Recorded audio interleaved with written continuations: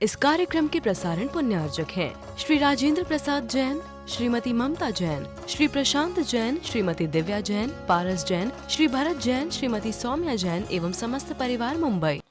धर्म का स्वरूप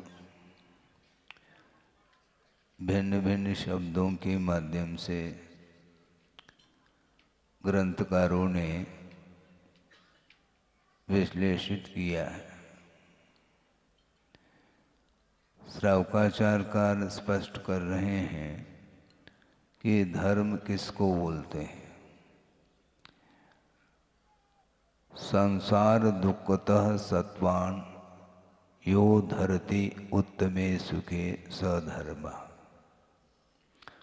धर्म वह कहलाता है कि संसारी प्राणी को सांसारिक दुखों से ऊपर उठा करके जो उत्तम धर्म उत्तम सुख है उसमें स्थापित करता है, जिसका नाम धर्म बोला है। उत्तम सुख का अर्थ क्या होता है? मोक्ष सुख माना जाता है। और मोक्ष सुख से भिन्न जो सुख है वह सुख नहीं होते हुए भी उसमें मान्यता होने से उसको सुख कहा है। किंतु धर्म की आराधना करने से उत्तम सुख हमें प्राप्त होता है। शर्त यह है आप चाहो तो प्राप्त कर सकते हैं, नहीं चाहो तो कोई अनिवार्य नहीं, आपको आग्रह नहीं किया जा रहा है। आग्रह करने से संसारी प्राणी पीछे हटता है। इसलिए आचार्य कहते हैं किसी को आग्रह नहीं करो, किंतु बार बार जिसके भीतर मोक्ष सुख को प्राप्त करने की उत्कंठा बनी रहती है उसके सामने आगम के आधार से उपदेश दिया जाता है तो उसके प्रति श्रद्धा का भाव भी व्यक्त होता है, उसके प्रति बहुमान जागृत होता है और उस आगम के प्रति भक्ति भी जागृत होती है। ये स्पष्ट है। छोटा सा बालक है, वह गोद में है और वह रोता है। जब तक नहीं रोता तब तक माँ उसको दूध नहीं पिलाती। हाँ, वो रोने लगा, देखो। सोचो, विचार करो। ऐसा ही होता है। जब तक वह बालक नहीं रोता तब तक उसको दूध क्यों नहीं पिलाती माँ? बहुत बड़ा प्रश्न है। इसलिए नहीं पिलाती, जबरदस्ती पिलाएंगे तो वो उल्टी करेगा। इसलिए रोना अपेक्षित है। रोने से उसके रुदन को समझती है माँ, इसको भूख लगी है, इसलिए एक आध चम्मच उसको दूध पिलाया जाता है। और पिलाने के बाद 2 मिनट हुआ नहीं, फिर रोने लगा तो फिर नहीं पिलाती। वो समझती है कि ये इसमें जो रो रहा है ये असली नहीं है। हाँ, ये आर्टिफिशियल है। हाँ, बिल्कुल। बहुत विचित्र दशा है बच्चों की भी। एक बार हमने अनुभव किया, बिना बारह की बात है, पड़गान करके ले गए हैं और एक छोटा सा बालक है, उसके हाथ में मोबाइल था। माँ ने उसको मोबाइल उसके हाथ से लेकर के दूसरे स्थान पर रखा। इतना ही पर्याप्त था, वह चिल्लाना प्रारंभ कर दी। हमने सोचा तो अंतराय न हो जाए, मैं सोच रहा तो अंतराय हो सकता है। उतने जल्दी से जल्दी उसको पुनः मोबाइल हाथ में पकड़वा दिया, बस शांत हो गया। तो ये इच्छाएं अनेक प्रकार के संसारी प्राणी के अंदर उत्पन्न होती रहती है, चाहे वह बालक अवस्था हो, चाहे युवा अवस्था हो, चाहे वृद्धावस्था हो। इच्छाएं कभी भी छूटती नहीं है। हाँ, पेट भरने के बाद भी इच्छाएं शांत नहीं होती, वो शांत कैसे हो महाराज? शांत आपको करना है, मैं नहीं कर सकता। आपके अंदर जो इच्छाएं हो रही हैं उसका निरोध आपके द्वारा ही होगा, क्योंकि वस्तुतः सांसारिक सुख कोई सुख है ही नहीं। उत्तम सुख जो मोक्ष सुख है उसको प्राप्त करने की इच्छा जो रखता है वह मुमुक्षु माना जाता है। छोड़ने के भाव होना चाहिए। मोक्तुम इच्छु मुमुक्षु कहा, छोड़ने की इच्छा। किसको छोड़ना? जिसको पकड़ा है उसको छोड़ना। जिसको आपने पकड़ा है उसको छोड़ने के लिए कहा जा रहा है। यदि नहीं छोड़ना चाहते फिर उत्तम सुख मिलने वाला नहीं।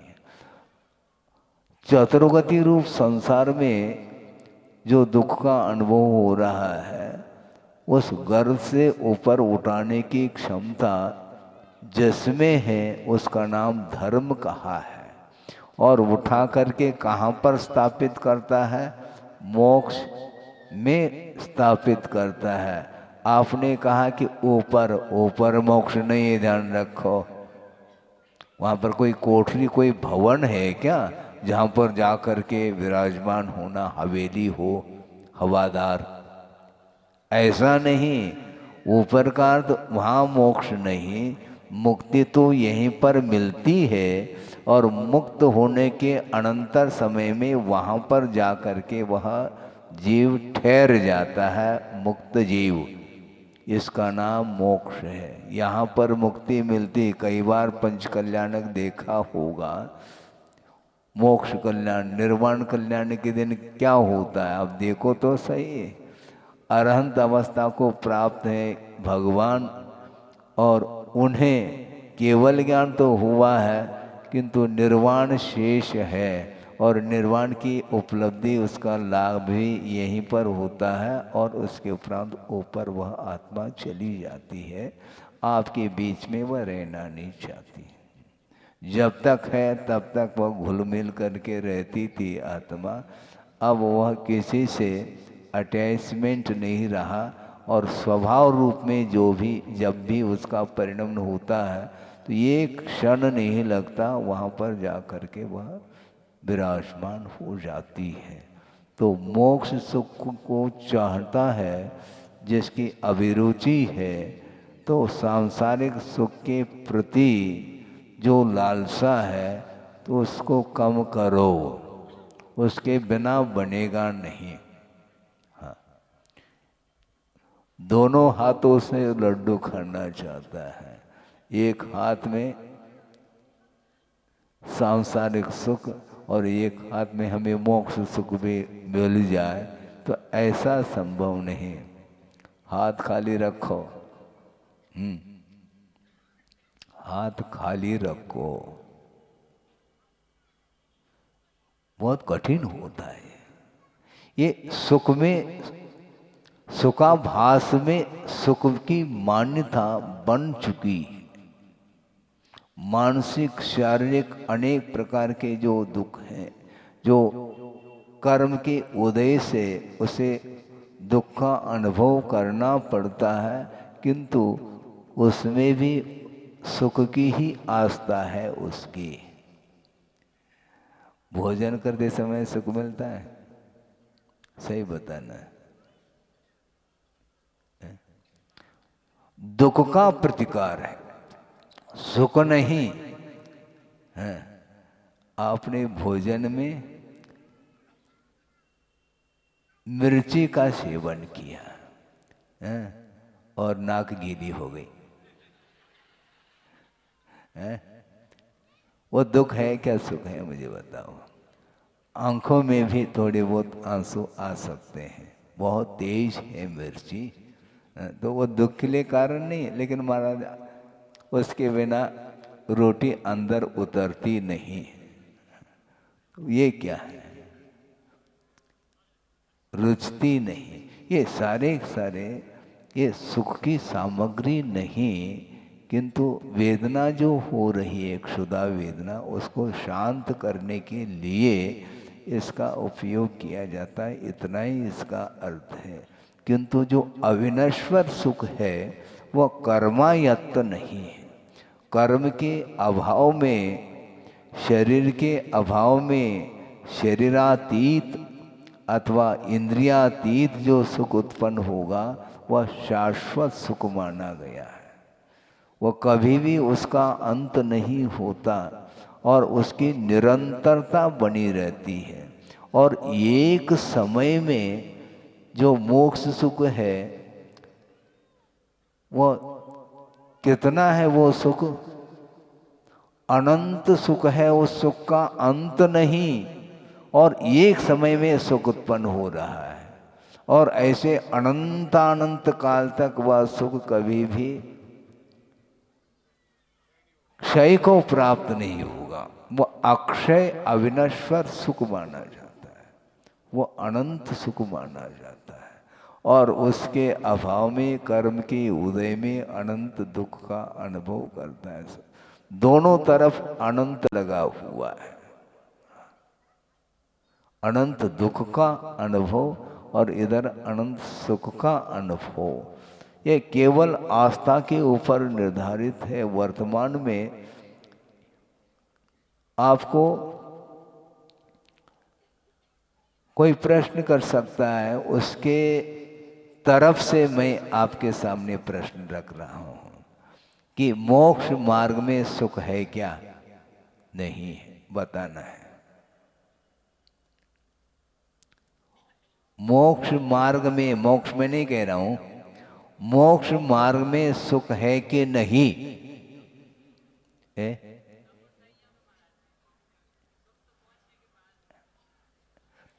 तो क्या है? मोक्ष मार्ग में सुख नहीं है तो या तो दुख होना चाहिए। सुख है क्या दुख? दोनों नहीं है तो है क्या फिर? मोक्ष मार्ग में सुख है क्या कोई पूछेगा तो उत्तर क्या मिलेगा?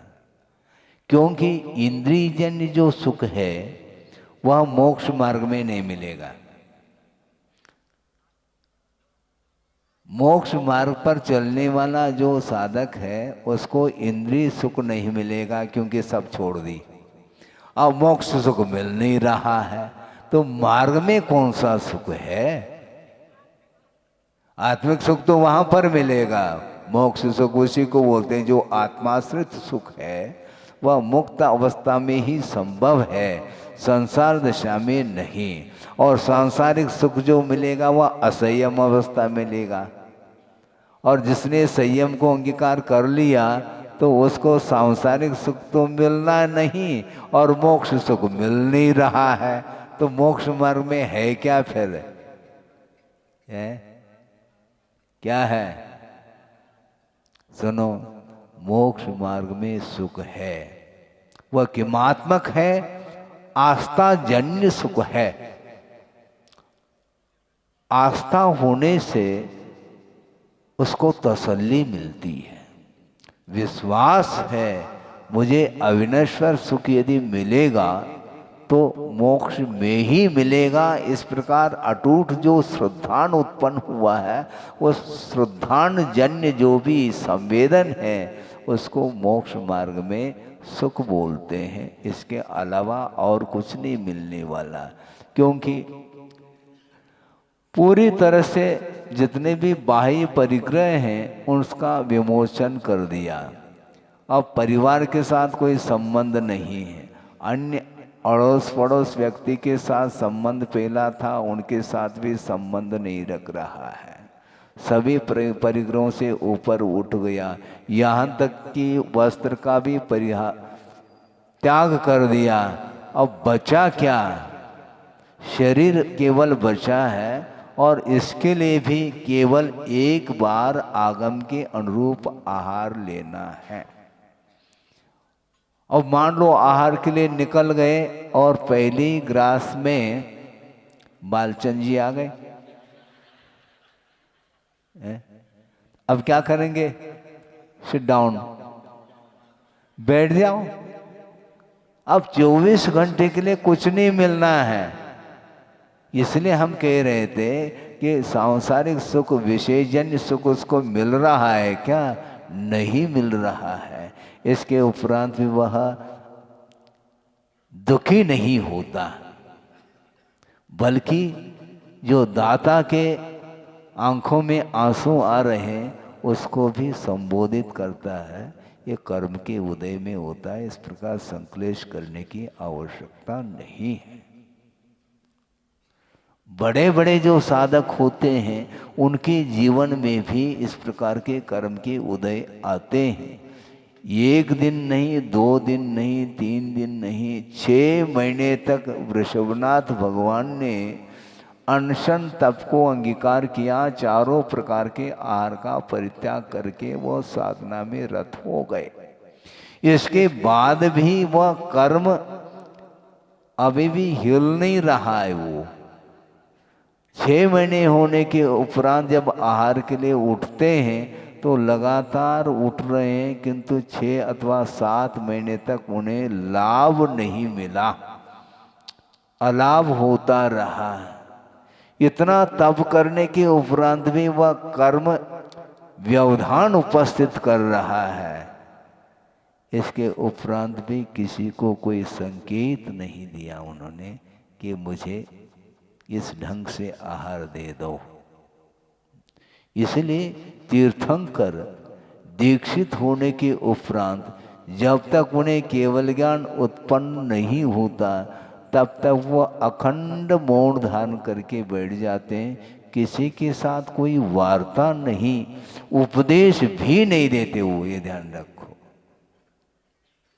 और आहार के लिए उठ रहे हैं, विधि किसी को ज्ञात नहीं और स्वयं को ज्ञात है, क्योंकि दीक्षित होते ही वे तीर्थंकर केवल ज्ञान को छोड़ करके लगभग सारी रिद्धियों से वह संपन्न होते हैं। विपुलमती मन पर ज्ञान उन्हें प्राप्त होता है और जन्मतः अवधि ज्ञान भी है, क्षय सम्यक भी है, सारी बातें हैं। और कठिन से कठिनतम वह तप करने में तत्पर हैं। और इसके बाद भी अंतराय कर्म का उदय आता है। वह निरंतर 6-7 महीने तक लाभ नहीं हुआ, लेकिन मुख खोल करके उन्होंने किसी को उपदेश नहीं दिया कि आहार की ये विधि होती है, इस विधि से देना चाहिए। नहीं, मिलना हो तो मिलेगा, याचना नहीं। आगम के अनुरूप मिलेगा तो हम ले लेंगे, इसमें कोई बाधा थोड़ी है। तो आगम के ज्ञाता स्वयं हैं, किंतु दूसरे को वो ज्ञान देना नहीं चाहते हैं। स्वयं के लिए, दूसरे के लिए दे दे महाराज, समस्या यही हो जाती ना। दूसरे के लिए उपदेश दे दे तो हमारे लिए पहले थाली परोसी जाएगी। समस्या ये है। एक बार ऐसा ही हुआ, कुंडलपुर की बात है। आर्य का संघ भी वहाँ पर था, गुरुदेव विराजमान थे और मैं भी संघ में था। और एक बार दर्शन हेतु आर्य का संघ आया और उसमें एक आर्यिका अस्वस्थ थी। तो अन्य आर्यिकाओं ने कहा कि महाराज काफ़ी दिन हो गया, स्वास्थ्य ठीक नहीं हो रहा है और औषधोपचार आदि चल रहा है। इनके लिए ऐसा कोई भी आहार के अपेक्षा से कोई पथ्य इत्यादि बता दो जिसके माध्यम से इनके लिए सहयोग मिल जाए, स्वास्थ्य के लिए लाभ हो। तो हमने अमुक वस्तु, नाम नहीं ले रहा हूँ, बता दिया। लेकिन दूसरे दिन क्या हुआ, वह पत्ते मेरे लिए ले आए।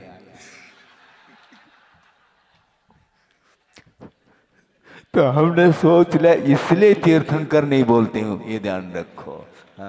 आप लोगों की आदत रहती दूसरे के निमित्त से हमें देना चाहते हैं, एक कटोरा लेकर के आ गए। वो क्या है ये? वो इस प्रकार उपदेश देते नहीं। वो दीक्षित होने के पूर्व में भोग भूमि का जब अवसान हुआ, कर्म भूमि प्रारंभ हो गई, उस प्रकार षट कर्म का उपदेश उन्होंने दिया। असी मसी कृषि वाणिज्य शिल्प विद्या, ये सारे सारे षटकर्म माने जाते हैं जिसके माध्यम से जीवन का निर्वाह होता है। और सारे सारे कर्म भूमि जो मनुष्य थे वो त्राय त्राय हो रहे थे, उनके लिए उन्होंने किस प्रकार अपने आप की रक्षा की जाती है, किस प्रकार कृषि की जाती है आदि विद्या किस प्रकार प्राप्त होती है, ये सब कला इत्यादि सब उन्होंने सिखाया है। असी युद्ध भी किया जाता है, दूसरे को समाप्त करने के लिए नहीं, किंतु कोई आक्रमण करता है तो अपनी रक्षा के लिए यह विद्या भी आवश्यक है, यह कर्म भी आवश्यक है। क्योंकि कर्म भूमि में कर्म किए बिना सुख मिलता नहीं। भोग भूमि में इच्छा होने मात्र से कल्प वृक्षों के माध्यम से अनेक प्रकार के जो साधन सामग्री है आजीविका के लिए आवश्यक, वो सारे सारे प्राप्त हो जाते हैं और उसके माध्यम से पूर्ति होती है। किंतु यहाँ पर कर्म करो, पुण्य कर्म भी किया जाता है और पाप कर्म भी किया जाता है विशेष रूप से। अन्यत्र भी कर्म के उदय से ही वो सब कुछ सुख दुख मिलता है, किंतु यहाँ पर विशेष रूप से पुरुषार्थ की आवश्यकता पड़ती है। तो इसलिए उन्होंने दीक्षित होने के पूर्व में जनता के लिए, प्रजा के लिए उन्होंने सब कुछ जीवन जीने की कला सिखा दी। किंतु दीक्षित होने के उपरांत आहार की विधि के बारे में कोई उन्होंने उपदेश नहीं दिया। अखंड मौन रहे, 6 महीने तक अखंड वो उपवास जारी रखा और उसके बाद भी 6-7 महीने तक अलाप होता रहा। अंतराय कर्म का तीव्र उदय है, किंतु याचना परिचय विजय उन्होंने किया, कोई याचना नहीं की, क्योंकि याचना करने से दीनता आती है। इसको बोलते हैं स्वाभिमान, अभिमान नहीं। अभिमान अहंकार अलग है और याचना परिचय विजय अलग है। मांगना नहीं, त्याग कर दिया, विधि के अनुरूप मिल जाए तो ठीक। अब देखो उनके वृषभनाथ भगवान के परिवार में भी ये ज्ञान नहीं रहा, न चक्रवर्ती को, न बाहुबली को, न नाभिराय, न मरुदेवी और ब्राह्मी सुंदरी, सब पूरा पूरा परिवार, लेकिन इसका बोध नहीं है।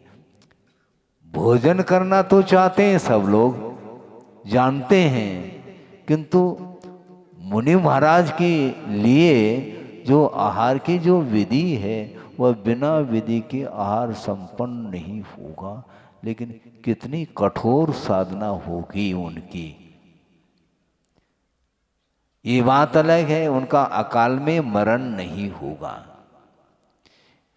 और इस दीर्घ काल तक उपवास और ये अंतराय कर्म का उदय होने के उपरांत भी चेहरे पर कोई सिकन नहीं, दीनहीन हो गए हों नहीं। इंद्र सौधर्मेंद्र 5 कल्याणकों में उपस्थित होता है। गर्भ कल्याणक, जन्म कल्याणक, दीक्षा कल्याणक, केवल ज्ञान निर्माण, सभी कल्याणकों में वो उपस्थित होता है और आसन कंपायमान हो जाता है तो आ जाता है। लेकिन लगातार जो अंतराय चल रहा है, इसके उपरांत भी जब उनके पास अवधि ज्ञान भी है, किंतु वह काम में नहीं आता अवधि ज्ञान। क्यों? यह स्पष्ट कर्म सिद्धांत है। तीव्र यदि कर्म का उदय चल रहा है तो उसके लिए कोई भी वातावरण उनके लिए अनुकूल नहीं मिलेगा। और 6-7 महीने निकलने के बाद श्रेयांश राजा को स्वप्न आता है कि आहार की विधि इस प्रकार है। उसके पहले क्यों नहीं स्वप्न पड़ा? उसके पहले पड़ जाए तो फिर तो अंतराय कर्म क्या फिर? नहीं पढ़ सकता वो। याचना नहीं, क्योंकि यह सांसारिक सुख है, उसकी याचना नहीं की जाती। मोक्ष सुख मिलने वाला ऐसा थोड़ी मिलेगा है? कदम कदम पर हम दीनहीन होते चले जाएं तो फिर मोक्ष थोड़ी मिलेगा। नहीं, क्यों? याचना परिचय के ऊपर विजय। वस्तुतः ये जो कुछ भी सुख है ये पराधीन है, ये सिद्धांत है। हम पराधीन क्यों हो? आगम के अनुरूप मिलेगा, ये शर्त है। नहीं है तो नहीं। अलाभ में भी लाभ के समान वह प्रसन्न रहते हैं।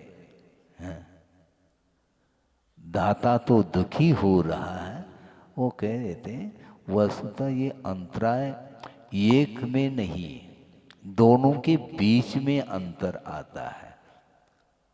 अंतराय जो आ रहा है दाता और पात्र, दाता का दानांतराय कर्म का तीव्र उदय चल रहा है और जो पात्र है उसको लाभांतराय का उदय चल रहा है।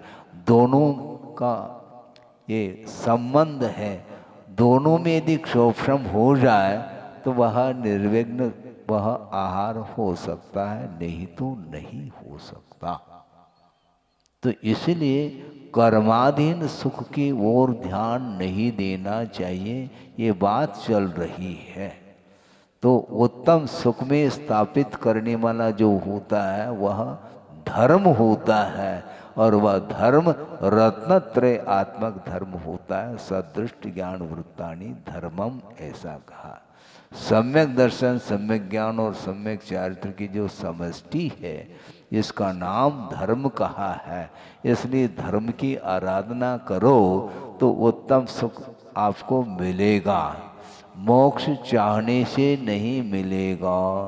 मुझे मोक्ष मिल जाए, मिल जाए, कहाँ से वो मुक्ति मिलेगी? बंधन से मुक्त होने का नाम मोक्ष है। और बंधन से मुक्त होने के लिए करना क्या महाराज? करना कुछ नहीं है। जिन कारणों से कर्म का बंध होता है उन कारणों से दूर रहो। ये फर नहीं होता महाराज, बाकी सब होता। बाकी कैसे क्या, उससे क्या प्रयोजन है?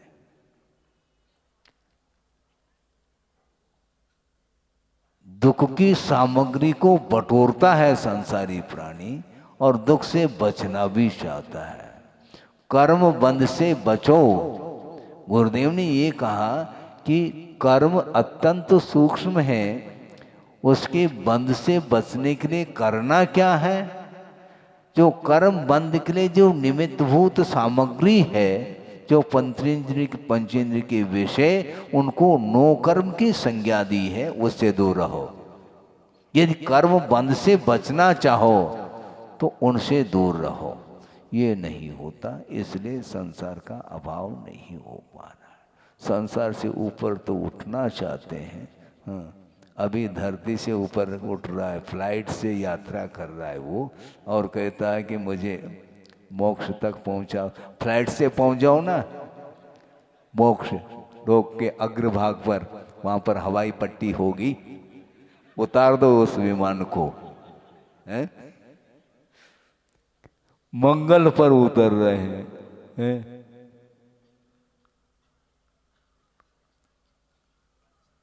मंगल पर उतरना, वहां पर क्या मंगल है? मंगल किसको बोलते हैं? मंगलाचरण। मंगलाचरण का अर्थ क्या? मंगल आचरण। हाँ, आचरण तो सभी कर रहे हैं, किंतु मंगलमय आचरण होना चाहिए। मंगल का अर्थ क्या है महाराज? इसका स्वरूप भी बताया, आप सुनिएगा। मंगल किसको बोलते हैं? मलम पापम गालयति ध्वंसयति दूरी करोति, यह समंगल, वह मंगल है जिसके माध्यम से पाप समाप्त हो जाए, उसका नाम मंगल कहा है। तो पाप करना बंद कर दो, वो नहीं होता। सांसारिक जितने भी कार्य हैं उसमें पाप में परिणाम के द्वारा ही वो कार्य हो रहे हैं, और पाप का नाम ही अधर्म है और पाप ही शत्रु है। कोई आ गया ये मेरा शत्रु है, वो शत्रु नहीं है, ध्यान रखो। आपके जो परिणाम पाप में परिणाम है वही शत्रु है। उसके उदय से ही इस प्रकार की परिकल्पना हो रही है कि ये मेरा शत्रु है और ये मेरा मित्र है, इससे बोलना, इससे नहीं बोलना, इससे प्रेम करना, इससे द्वेष करना, ये सारे सारे भाव ये पाप में परिणाम माने जाते हैं। इसलिए पाप ही शत्रु है और धर्म ही बंधु है, ऐसा कहा है। और आप परिचय देते हैं, हाँ महाराज ये फैमिली है, अच्छा विथ फैमिली, परिवार के साथ आए हैं महाराज, तो आपका परिवार है वो बंधु है नहीं। एक मान्यता, बड़ा विचित्र लगता है कि कैसा मोह का चक्र होगा कि जो मेरे वस्तु नहीं है उसको अपना मान रहा है, पराई वस्तु को अपनी। ये क्यों? लेकिन मान्यता, कितने भी उपदेश सुनो, कुछ भी करो, लेकिन ये मान्यता उसकी समाप्त नहीं होती। समाप्त आपको करना है, क्योंकि संबंध आपने जोड़ा है। जिसने जोड़ा है उसी को तोड़ना पड़ेगा। तोड़ने में जो है ना आंखों में आंसू आते हैं। भगवान के माता पिता भी फूट फूट करके रो रहे हैं।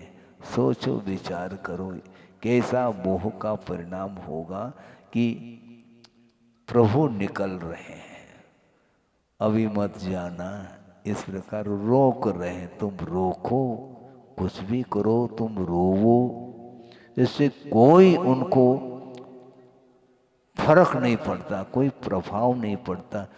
महाराज वो निर्दयी होंगे, ऐसा नहीं। वस्तुतः दया के धनी तो वही है, अपने ऊपर भी दया कर रहे हैं और विश्व के ऊपर भी दया का भाव उनके अंदर है, तभी तो तीर्थंकर बनेंगे। वो खेल थोड़ी है। विश्व का कल्याण उनकी थ्रू होना है, उनके द्वारा विश्व का कल्याण होना है, इसलिए वह आपके प्रति कठोरता का व्यवहार कैसे कर सकते हैं? ये कठोरता नहीं, बल्कि समंतभद्र स्वामी ये कहना चाह रहे हैं कि मोह को जो भस्म किया जाता है वो निर्दयता के साथ किया जाता है। मोह के ऊपर तुम दया करोगे, आत्मा की हार, वो अनंत काल से आत्मा की हार होती आ रही है, मोह जीत रहा है। और मोह को पछाड़ना है, कैसे पछाड़ोगे? अभी तो धोती पछाड़ रहे महाराज, मोह को पछाड़ो। हाँ, धोती पछाड़ रहा, धो रहा है धोबी जैसे, मोह को पछाड़ो कह रहे। निर्दय भस्म सात क्रियाम कहा, उसके प्रति दया नहीं। सामने वाला रो रहा है, वो हमेशा मोह रुलाता है, और अनुकूलता मिल जाए तो वो हंसा भी देता है। ये रोना और ये हंसना, ये दोनों मिट जाए तो बस पार हो जाएंगे हम। ये नहीं होता। अनुकूलता मिल गई, बस फूला नहीं समाता है। थोड़ी सी प्रतिकूलता हो गई, म्लानता का अनुभव करता है। ये म्लानता क्यों? ये कलुषता क्यों? इसी को बोलते हैं द्वेष भाव। ये राग और द्वेष, ये दोनों संसार के लिए कारण हैं। और ये राग और द्वेष होते क्यों? जिसके अंदर मोह है उसी के अंदर राग द्वेष पैदा होंगे। पर वस्तु को ये अपना मानने रूप ये जो मान्यता है, यही मोह माना जाता है। इस मोह से जो ऊपर उठेगा वह अविनश्वर सुख को प्राप्त कर सकता है। और मोह समाप्त कैसा होगा? तो धर्म की आराधना करने से। संसार दुखता सत्पान यो धरती उत्तमे सुखे स धर्म, ऐसा कहा। और वह रत्नत्रय आत्मक धर्म माना जाता है, जो कि कर्म की क्षय करने वाला होता है। कर्म बंद कराने वाला अधर्म होता है और कर्म का विच्छेद करने वाला धर्म होता है। इसलिए धर्म की आराधना करो। भगवान के सामने जा कर के भी धर्म की ही आराधना की जाती है। अन्य कोई भी इच्छा नहीं। अनंत काल से वो इच्छा के कारण ही यहाँ पर रह रहा है, लेकिन वह तृष्णा, उसकी आशा अनंतात्मक है, कभी भी समाप्त नहीं होने वाली। वो इस आशा को रोकने का नाम ही तप कहा है। आशा अर्थात ही इच्छा है। यहाँ तक कहा गुणभद्र स्वामी ने कि ये आशा रूपी जो गर्त है, खाई है, कितनी बड़ी खाई है वो इतनी बड़ी खाई है जिस खाई के अंदर 3 लोक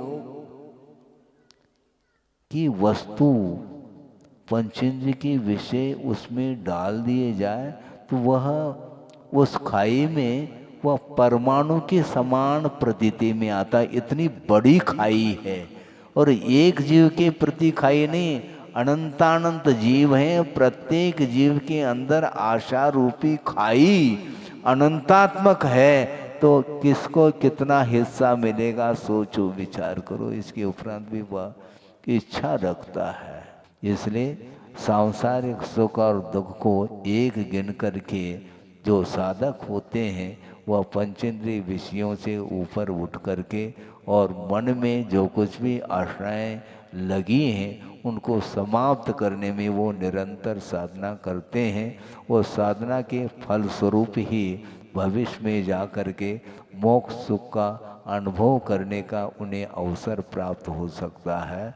इसी प्रकार सब लोगों को मोक्ष प्राप्त हो, इस पवित्र भावना के साथ अहिंसा परमो धर्म की जय।